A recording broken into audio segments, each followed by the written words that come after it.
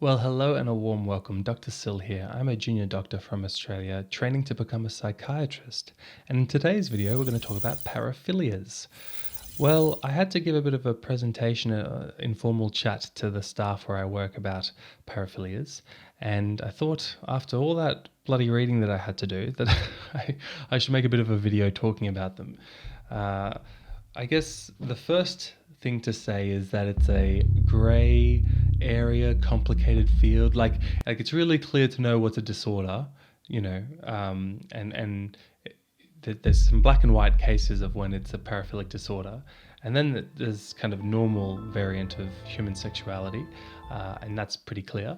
But then there's the grey area in the middle, and it's very interesting how it's not just up to psychiatry, it's actually up to society, and there's biopsychosocial influences, but definitely some strong social elements into what makes something a normal sexual behavior versus an unacceptable sexual behavior. So if you're interested in learning more about paraphilias, let's get into it.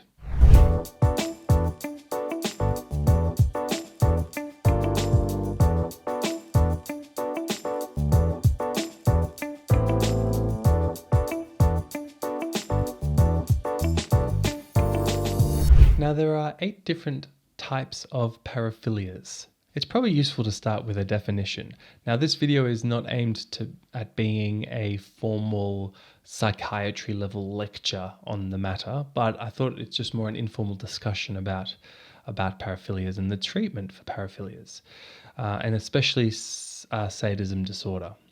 Sexual sadism. That's where you really do need to treat if someone's got a severe sexual sadism disorder, which is different to just having sadist fantasy, right? And we'll talk about what makes something normal and abnormal soon. Now, paraphilias are defined as any intense and persistent sexual interest other than sexual interest in genital stimulation or preparatory fondling with phenotypically normal, physical, mature, consenting human partners. Wow, what a definition. Look, I think that's pretty long-winded, but it's essentially anything that society deems as an abnormal sexual behavior. And there's the kind of typical consenting human sexuality, and then there's all the rest of it, which some of it is in the grey area. There's kind of 8 different subtypes of paraphilias, and I'll just list them out for you now. I'm not going to go into like the DSM diagnosis for each of these, but I can talk a little bit about them because I've seen them in my work as a trainee psychiatrist. So let's go through the list of 8. The first is voyeuristic disorder. Voyeur is French for looking, and voyeuristic is when people are essentially spying on one another.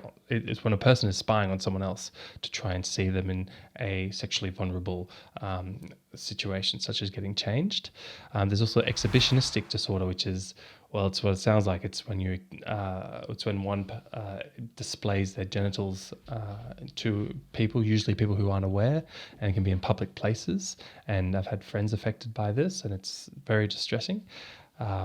And these kind of things, voyeuristic and exhibitionistic disorders, are considered kind of hands-off paraphilic disorders because there's no touching of the victim. Some of these other ones are considered hands-on, and that's just important in appreciating risk profile and what level of treatment to consider.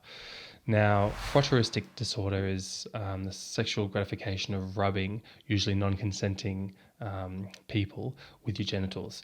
And so that can happen frequently in crammed public transport systems, like trains. The next 2 are sexual masochism disorder and sexual sadism disorder. Now, sexual masochism disorder is when someone gets sexual satisfaction from being harmed. Okay, and that can be in any way. It can be whipping, cutting, burning. People are very creative in what they do. And sexual sadism is the kind of other side of that, where someone enjoys inflicting harm on someone else. I'll talk about what makes a disorder and what makes kind of not a disorder in a second, but sadism can be quite dangerous and leads to very violent. When someone without a sexual sadism disorder does a sexual assault on someone else, they'll usually only use enough violence to get that victim to do what they need, what they want. But if someone has a sexual sadism disorder, often they'll be much more violent than is necessary, because it's the violence that gives them the sexual satisfaction, and so it's considered quite a high risk sexual disorder. Now, the next disorder is called pedophilic disorder, and that relates to having a sexual attraction to those under the age of 18 or 16. I think in terms of ages, that's a legal issue. The law is what defines by ages. From a psychiatric perspective, what we look at is Tanner stages. Now, the Tanner stages are the kind of secondary sexual characteristic developments of youth. And so when we go through puberty, we start off as Tanner 1, and as we go through puberty, we move through it up to Tanner 6, I believe. And sexual attraction to those under who are prepubescent, Tanner 1 and 2, that's pedophilia. But there's also hebephilia and ephrenophilia for the kind of pubescent phases. So there's kind of subtypes of pedophilia. And then the next disorder is fetishistic disorder. And yeah, fetish, it's anything that's not really related to a human body part. So shoes and I think feet can, so I guess are not related to a human sexual organ, body part. So feet and shoes, I know that's a common one. It can be anything. It can be nails. It can be earrings, all sorts of things. For it to be a disorder, it has to, well, we'll talk about that in a second. And the last one is transvestic disorder, which you don't see much anymore. I think it's related to when it's related to when people get sexual stimulation from wearing clothes of the opposite sex. But with the movement in trans communities and gender identity, this is getting diagnosed much less, and it's being more accepted. But if it's causing, well, let's talk about it. What makes any of these things a disorder versus normal kind of sexual behavior? So everything I just mentioned, probably except for voyeuristic and exhibitionistic and frotteuristic disorder, but all the other ones, and pedophilic disorder. Okay, so maybe I should name them. In terms of masochism, sadism, fetishistic, and transvestic, all these disorders can be normal to an extent. And if they do not cause distress or harm to others, or distress to others, or cause any functional impact, if you're able to maintain your relationships, your job, you're not hurting anyone, you're not being hurt, it's not causing distress, then these things are usually considered paraphilia. Okay, that's just atypical sexual interests. But if they're causing distress, harming others, harming yourself, causing issues in relationships, causing issues at work, well, then it's a paraphilic disorder. So that's the difference between a paraphilia and a paraphilic disorder. And all these things are on a spectrum. It is very surprising to kind of hear the statistics of how common some of these different kind of sexual interests are, but when it's high risk, it's high risk. So let's talk a little bit about the treatment. And it's interesting, the treatment is kind of stepwise, and you increase the intensity of treatment based on the risks that the person has to themselves or others. Now, the treatment, there's not that much evidence around what treatments to use. It's definitely suboptimal level of evidence, but it's hard to do these studies, and a lot of the studies are open trials with lots of confounders, and that's just the nature of it. But the first thing to say is, and this is not done anymore, but well, it might be done in some places. It's very rarely done these days. But the most effective treatment to reduce the recidivism rate of sexual offending is a bilateral orchidectomy. Now, recidivism rate, what that means is reoffending rate. And bilateral orchidectomy, that's cutting off the testes. That's cutting off the testicles. That has a very impressive impact on recidivism rates. So in the group that doesn't get it done, it's usually around 40% reoffending rate. In the group that gets the testicles cut off, it's a 4% reoffending rate. And some people in that 4%, by the way, are injecting themselves again with testosterone.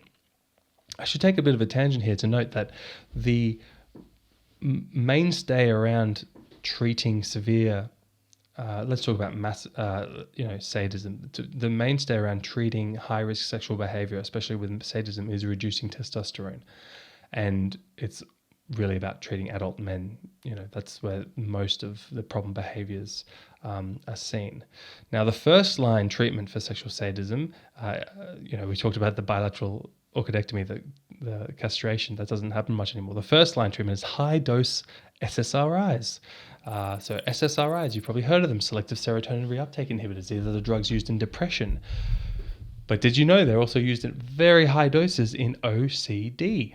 And so the thinking is that maybe in some people who have, these very severe sexual disorders, that there's an OCD element to their disorder, that they can't stop thinking about it, that it's an obsession, and the compulsion to need to go in and harm and do those, those dangerous behaviors is an OCD influenced symptom.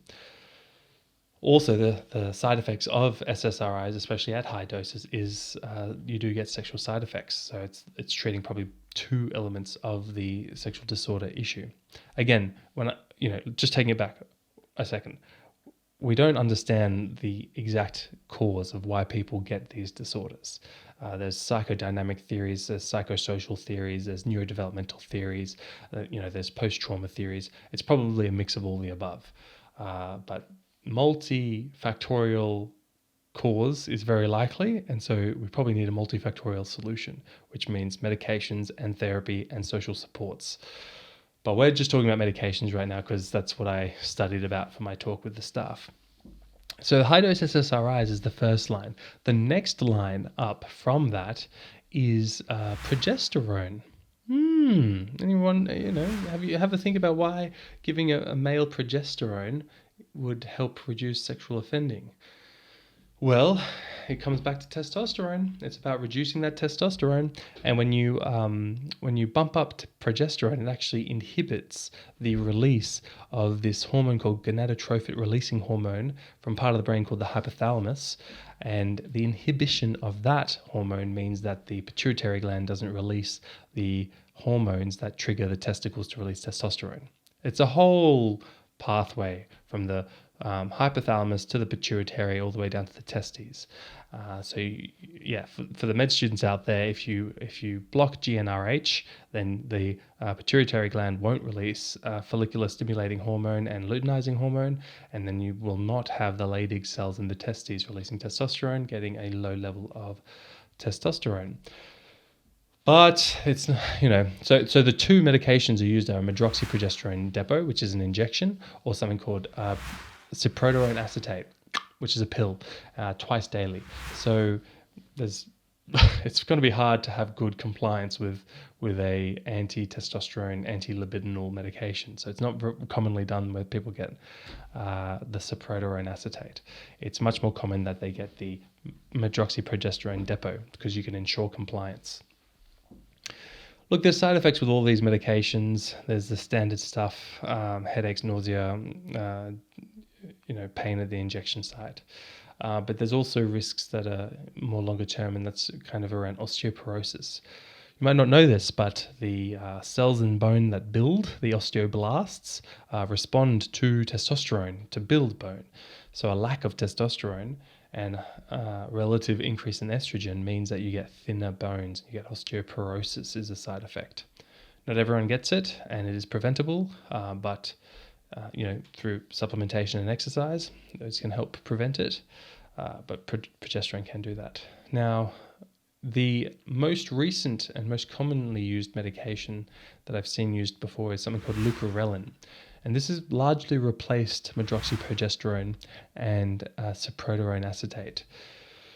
It's a monthly injection, which is good. The catch with it is when you start on it, it will increase your testosterone a lot.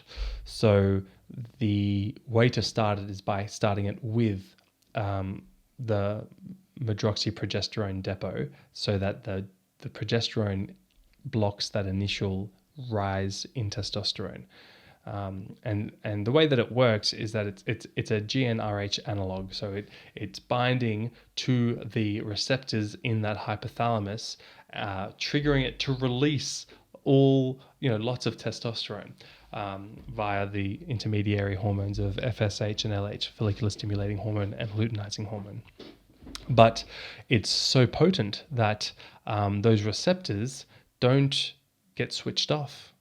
So the normal biological thing is that they get triggered, they express, and then they get recycled, and there's a balance. But when you get the depot of leuprorelin, it's constant, and so it's so constant and so potent that the receptors go, whoa, I'm desensitizing, I'm done. And you get a decreased expression in the GnRH receptors, which means that you will release less GnRH. And once the release of testosterone is exhausted, then you won't get further testosterone release. And that takes about 3 weeks to a month.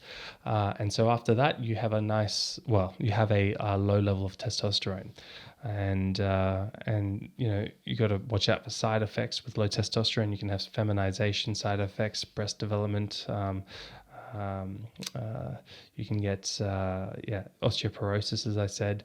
And before getting all these done, you need intensive blood tests, ECGs, prolactin levels, lots of different medical monitoring things that we do. But it should have the desired effect of reducing libido. It can reduce erections and daily, sexual activity. That's partly the goal, is to reduce it. And again, it's not medication we see often, and it does raise an interesting kind of example as to what is psychiatry and what isn't. Like what medical specialty is responsible for paraphilic disorder management?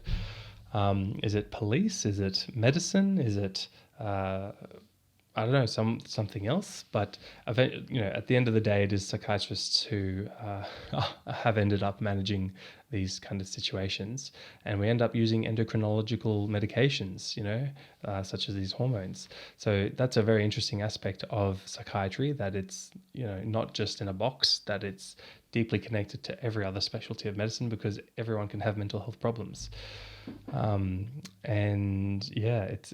It's interesting. These anti-libidinal medications can be used to treat people with pedophilia or sadism or any of the other severe kind of paraphilic disorders, and often it's done with consent. I haven't been involved in any case where someone has been ordered by the court to be treated against their will. So I don't know much about that kind of process. I have seen it done consensually when someone's sexual desire is what we call ego dystonic, so inconsistent with their values of wanting to be a good person. And if people are getting ego dystonic thoughts that are sexual in nature as part of an OCD, just remember that if they're getting treatment, they're usually not, well, everyone's different, but usually they're not as high risk as, usually they're not that high risk, because they're getting treatment, it's not consistent with their values, and people with OCD rarely act out things that are ego dystonic, that are inconsistent with their values. But if they don't have OCD and it's just a sadism and it's ego syntonic, it's what they want, and it's paraphilic disorder and it's causing problems, then they really need treatment. Well, I hope that was interesting and helpful. I don't know if many people will be interested in this video. I found it really interesting to learn about, so I wanted to talk about it. But other than that, there's not much else I wanted to share in this video. I wish you all just a beautiful day, full of love and connection. Call a friend, tell them you love them, and put out any comments below if you're interested in learning more. I'm happy to answer any questions that you put down below. Great. I'll see you all in the next video. Bye for now.